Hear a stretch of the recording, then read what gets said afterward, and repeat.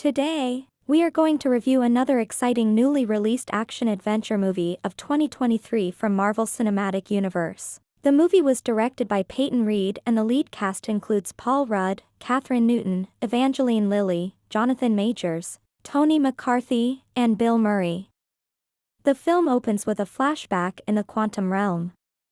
Janet Van Dyne, played by Michelle Pfeiffer, comes across two creatures that attack her.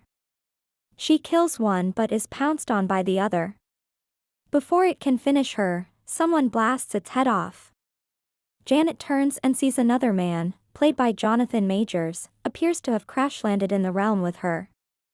In the present day, Scott Lang, played by Paul Rudd, has been enjoying his newfound celebrity status after helping the Avengers save the world from Thanos, although at least one person mistakes him for Spider-Man. Meanwhile, Hope Van Dyne, played by Evangeline Lilly, has taken over her father Hank's, played by Michael Douglas, company and has been using PIM particles for expanding her research and using it for global benefits. Scott has also written a best-selling book about his experiences. However, his absence from being stuck in the quantum realm has also kept him from his daughter Cassie, played by Kathryn Newton. Scott gets a call from jail and meets Hope there. Meanwhile, Cassie was arrested for being at a protest. She has also been tinkering in science ever since the blip, even beginning to work with Hope and Hank, whom Cassie refers to as Grandpa Hank. Scott and Cassie join the Pims at home for dinner, where Hank accidentally lets it slip that Cassie has been arrested more than once. She draws attention to the work they have been doing, including Hank having an ant farm with his smart ants, while Cassie has worked on a device that sends signals to the quantum realm, and signals can be received in the outside world too. This causes Janet to panic, and she shuts the device off. Before she can explain herself, the device reactivates and starts pulling everything and everyone inside. Scott jumps in after Cassie and uses his Ant-Man suit to protect her as they fall into the quantum realm. Hope also uses her Wasp suit to save her parents. The Pims gather as Janet tries to keep them from being spotted. They are found by inhabitants that Janet confronts. After a quick duel with one of the inhabitants, Janet and the creature laugh it off like old friends. She is then able to get her family a ride atop a large flying creature. The Langs are found by other quantum realm inhabitants, varying from humanoid to many alien-like beings. Scott and Cassie must drink a red fluid called ooze that comes from one of the creatures, Veb, played by David Dastmalchian, which allows them to understand the natives. They are then met by another native, Quaz, played by William Jackson Harper, who can read minds, as well as Gentora, played by Katie O'Brien, a rebel warrior who suspects that the arrival of the Langs and Pims will draw attention from someone they call the Conqueror. However, when Scott mentions Janet's name, Gentora becomes more suspicious. Janet leads Hank and Hope to a bar full of other quantum natives. There, they meet a man called Lord Kryler, played by Bill Murray, whom Janet befriended and is implied to have had a relationship with during her time trapped down there. While Janet tries to get Kryler to help, he tells her that he is working for Kang, the Conqueror referred to from earlier. Kryler also alludes to Kang's greatest weapon, a mechanized organism designed only for killing, Modok. Kang's henchmen show up to take in the Pims, but they fight their way out, and Hank uses one of his growing discs to turn a squid creature gigantic to grab Kryler and throw him around.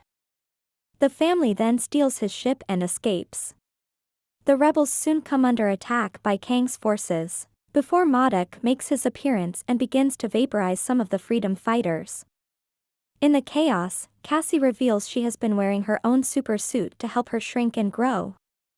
Modok personally confronts Scott and Cassie and reveals himself as Darren Cross, played by Corey Stoll, who survived his fight with Scott when he went subatomic and destroyed his yellow jacket suit. The incident deformed Cross's body and left him as a giant head with tiny limbs and a stretched-out face. He was also the one who sent the signal to Cassie that she responded to. Modok then brings the two to Kang. On their way out, Janet comes clean to Hank and Hope about her time down there. When she had met Kang, he gave her the impression that he was another lost traveler, and that she could help him power his ship to get them out of the quantum realm, promising her he will return her to Hope. After Janet found his ship's core, she learned that his ship was powered by his thoughts. When she touched the core, she caught a glimpse into Kang's mind, and she witnessed all the atrocities he committed, from wiping out entire planets and destroying timelines. Kang attempted to appeal to Janet by saying he can make it so that she never missed Hope's childhood, though she knew it would mean other worlds would suffer because of him.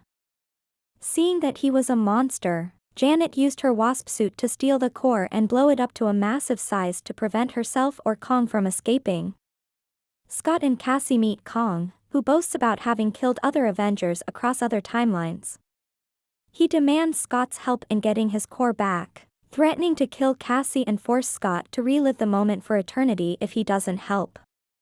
Scott reluctantly agrees but makes it clear he will come for Kang if he hurts Cassie. Scott is dropped down into the core's location to retrieve it, but he gets caught in what Modok calls a probability storm, causing hundreds of multiple Scotts to pop up. The Pims fly by the location when Hope gets a read on Scott. As she flies down to help, she gets surrounded by her own probabilities. Scott's probabilities manage to help him since their entire shared goal is saving Cassie. Hope helps Scott, and they shrink the core down together. Hope and Janet try to help Scott now that he has the core, but Kang shows up to take it from him, going back on their deal to let Cassie go. He also takes Janet with him and has Modok destroy the ship with Hank in it, though he survives. When Janet calls Kang a monster, he explains that he is the exiled one among his many variants, and he believes they are responsible for other horrors across the multiverse. He thinks that his escaping the quantum realm will allow him to take control over an event that is coming for humanity. The ants from Hank's ant farm arrive, after apparently having gone through time displacement that has helped them grow more advanced over less time than what the humans have gone through. They help Hank get Scott and Hope to head toward Kang's stronghold. Meanwhile, Cassie uses her suit to shrink into a prison and free Gentora and other rebels to charge toward Kang's tower. Just as Kang tries to make a big villain speech, Cassie hijacks it and tells everyone to head to the tower to fight Kang. The other rebels are freed and fight off Kang's goons. Modok goes for Cassie, but she turns giant and punches him down. Before leaving, she convinces him that he doesn't have to keep being evil. Scott grows gigantic as he angrily runs toward Kang for reneging on their deal. He reunites with Cassie and is proud to see she is giant too. Hank leads the ants, plus a giant mecha ant toward the tower. Kang leads his own attack against the rebels, but Modok goes in for his own attack now that he has switched sides. He chooses to die as Darren, and the heroes stand by his side as he dies. The heroes make their way into the tower, where Janet has repaired Kang's core and has opened a portal to return home. Scott pushes Cassie through just before Kang attacks him. They get into a brutal fight, with Kang nearly beating Scott to a pulp. Kang attempts to jump through the portal, but Hope jumps back to help Scott fight. They overpower Kang and destroy the core by using multiple growing/shrinking discs on it. Cassie manages to reopen the portal to help Scott and Hope get home, while the quantum natives cheer for their victory. Scott returns to his life and family, although he worries about what Kang said regarding something terrible coming. He brushes it off as nothing and joins the family to celebrate a fake birthday for Cassie since he missed some during the blip.